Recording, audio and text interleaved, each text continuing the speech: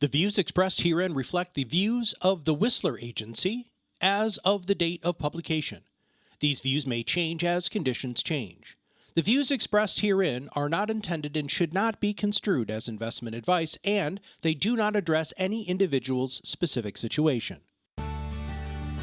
Welcome to Whisler While You Retire with Tim Whisler from the Whisler Agency. Here you will learn how Tim helps clients avoid taking unnecessary risks in retirement.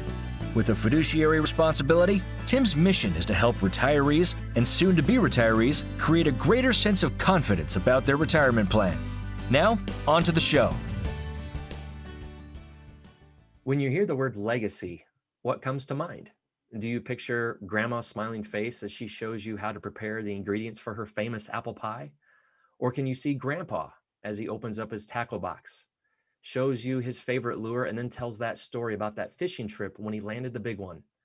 Our legacy is the story that others tell about us after we're gone. A part of that legacy can also include financial gifting, not only to our family, but also to charities. Joining me as my guest today is a gentleman who has been working in and with nonprofits since 1993. He is a specialist in serving nonprofits with grant writing, business plans, interim staffing, strategic planning, and fundraising training. But not only is he experienced in serving the needs of the nonprofit, but he is with me today to show you how you can get involved and how to leverage financial gifts while also saving taxes. He is an author. He is the founder and partner with Perennial Partners, and he is one of the nicest guys you could ever know. He is Mr. Phil Newton. Phil, my friend, thank you for joining me today. Thanks, Tim. I really appreciate your time. My pleasure, brother. I tell you, as we've gotten to know each other here over the past couple of months, it's always been such a joy talking about sports, talking about our businesses. Chad interjects every now and then as well, and get to talk about different topics. I mean, with you being an Auburn alum, talking about the Iron Bowl and talking about baseball, it's just so much fun. So I appreciate you carving out some time. So now we can talk about where your passion lies as you serve other people. Absolutely. And I'm glad that our passions overlap in so many places, not just sports, but in ministry and in just keeping the big picture in mind.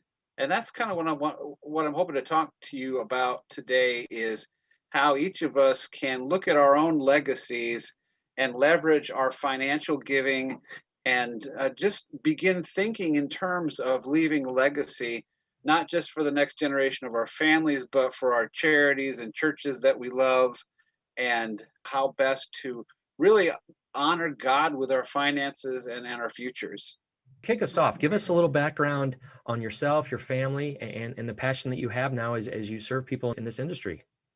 Sure. I started working in non-for-profits back in 1993 when I was the director of fundraising at the Home Sweet Home Mission in Bloomington. And then over the course of the next several years, I worked in various organizations. I worked for a couple organizations that help kids with developmental disabilities. I worked in several homeless shelters, and I just really loved what I did in terms of helping others through the work of nonprofits. And then in 2014, I hung out my own shingle and became a full-time consultant working with charities, churches, and schools, and a little bit of small business work also. But mainly what I do is I help charities, churches, and schools make more money, keep more money, and plan for the long term. And I live in Peoria, but I have clients literally all over America. And most of the time I work from my couch or a coffee shop, sometimes my front porch. Nothing wrong with that. No, that works too. So give me kind of an example. What I think we were talking beforehand, before we went online here, we were talking, didn't you work with somebody that's in New York, in the Bronx? Yes. Is that okay? Tell us Yeah, about one of my clients is the Bronx High School of Science in Bronx, New York. And they have the distinction of having won more than 10 Nobel Prizes from their alumni. They're very much a STEM-related high school, and I can't believe they want to work with me. So it's pretty exciting. That's so cool. Very cool. Let's dive in. I mean, I love when I hear families, you talk about, okay, their kids, their grandkids, So they're obviously taking some funds and leaving it behind for their family tree. But we also know too that when we work with the churches, the non-for-profits, the schools, how greater that outreach truly can be with multiple families. So one of the things as we were kind of talking about as preparing for our conversation, let's talk about one of the topics that you wanted to hit on. How can we leverage maybe some IRA money, some larger gifts for the charities that people love, while also saving some taxes? How does that kind of work together? One thing I'm noticing, and that I'm sure you're noticing too, Tim, is that people are retiring earlier than ever these days. But then again, some people also want to keep working longer. I think what we're seeing is that people are hitting retirement age with a lot of energy, a lot better health than previous generations, and they're thinking, well, what's next? And if a person, let's say, is still working at that age when they are required to take minimum distributions from their IRAs, and they realize that if I take that distribution, that's taxable, what should I do? Mhm. It's a great opportunity to make a significant donation to a charity and at the same time avoid taxes by just making that distribution of their IRA. I think the IRS has titled that the qualified charitable distribution. That's where the funds can be transferred directly from the IRA to that custodian of the eligible charities. Do I have that process right? Right. It's very, very helpful not only for the donor but for the charity too, because the donor wants to avoid the taking a hit, but they have to take that distribution. That it's not Mhm. optional. Right. So if they can send it over to the charity that they support or their church, then that's a great way to make everybody happy. The Exactly. IRS may not be as happy, but We'll worry about that's them okay. later. Yeah, Right. they'll get theirs, trust me. That's right.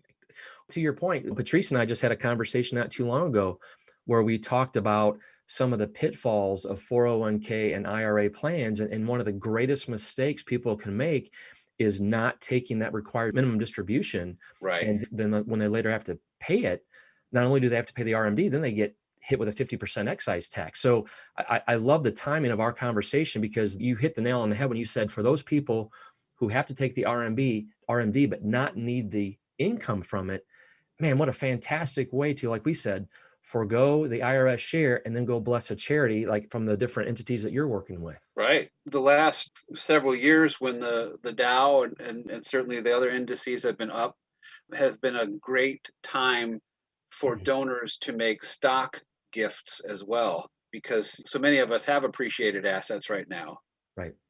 with the market being as it is. Absolutely.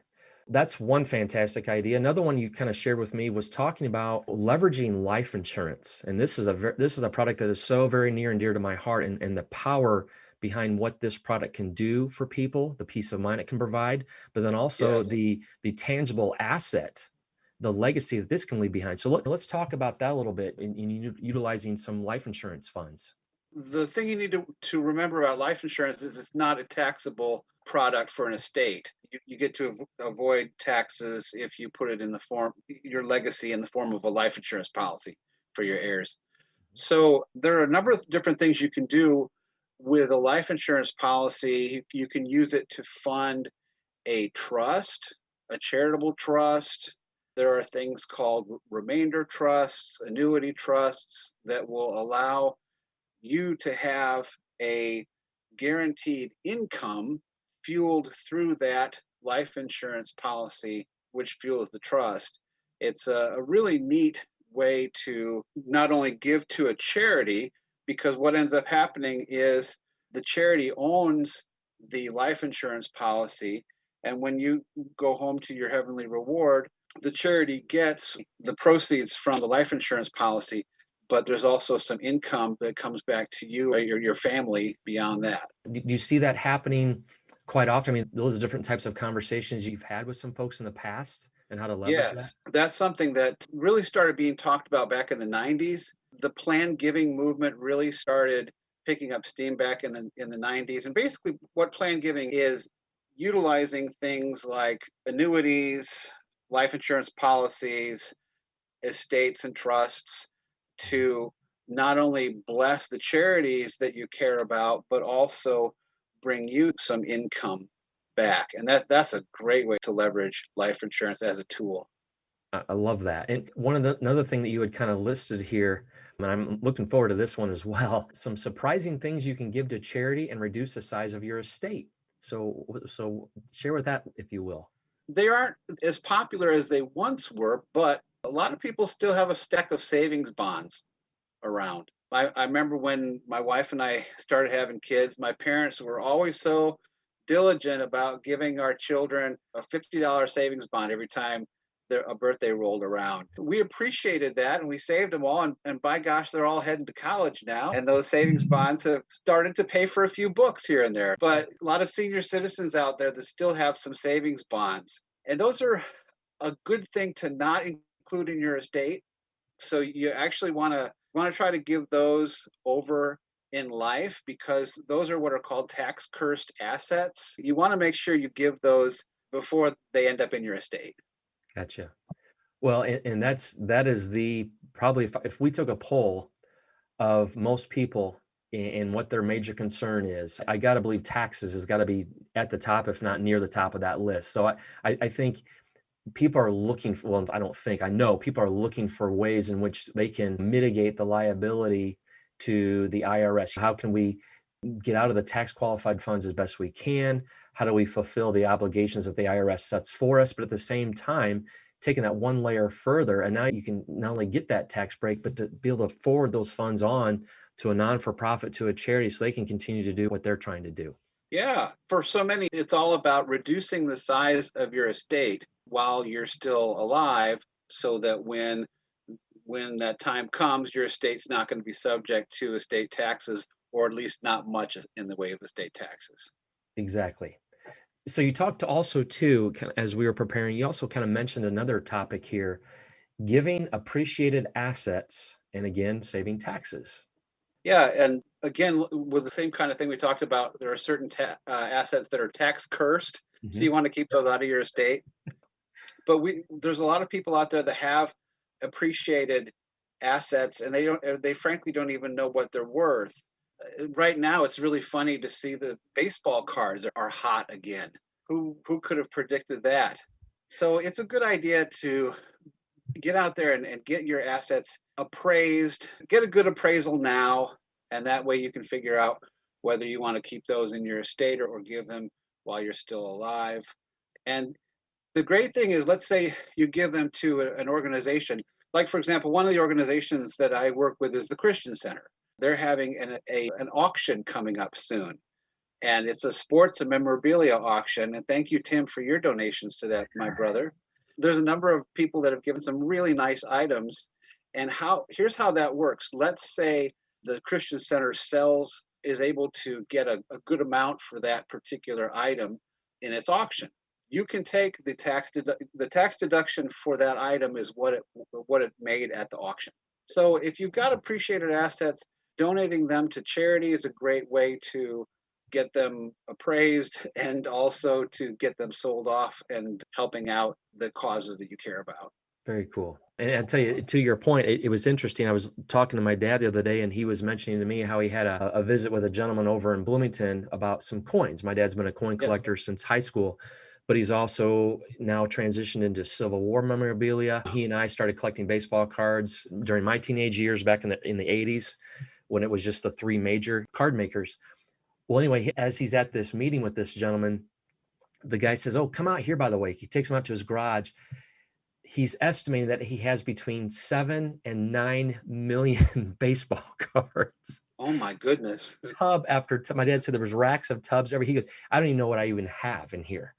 But I'm like, so my dad's like, so what do you think? I'm like, "Dad, I don't know. I don't have the kind of time to do something like that."